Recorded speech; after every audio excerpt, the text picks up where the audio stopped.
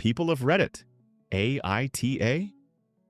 My son, 11 months, has been diagnosed as autistic some months ago. We suspected something for a while, but now we know. My son loves to sing and wanted to get singing lessons. Last year in April, we had a tryout at a school a friend recommended. My son loved it. This school is in the next town over, and it is reachable by bus and in a very safe neighborhood. I told my son we could try a different nearer school, but he insisted on that one. I told him if he's going through with this, he'd have to take the bus after school. After music lessons, I either would pick him up there if I had something to do in this town, or he had to take the bus back. He didn't have to change buses at all. He still insisted, so we went forward with this. At first it went okay, but after a few months he complained he felt uncomfortable riding with so many strange people. I again offered to look into a different school or online singing lessons, and this time he agreed.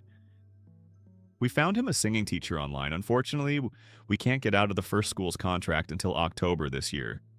So I told him he had to carry on until then. He grumbled, but he continued with the lessons. Now, due to a course in his school getting canceled, he gets home much earlier than before.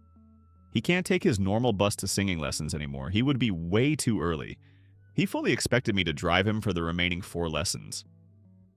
School holidays are coming up, so these are the last for quite some time. The thing is, it takes away a huge chunk of my working hours. Driving, waiting, driving back takes about 1 or 2 hours depending on traffic, while the bus often gets there faster. I did drive him last week, but I told him I wouldn't for the last few lessons. My compromise was to take him to a bus stop about 1/3 of the way, send him on his way and do grocery shopping or something, while waiting for him to come back. He wasn't happy but said, okay, only to blow up this morning. He said he hated taking the bus. Mainly because of the noise. He's not sensitive to touch, but loud noises bother him and he gets overwhelmed when there are many people. Now I know it's hard for him. I know he's shy. But I also think he can't expect everything to go his way in his life, and riding the bus was a relatively mild way to practice some real-life skills he will someday need.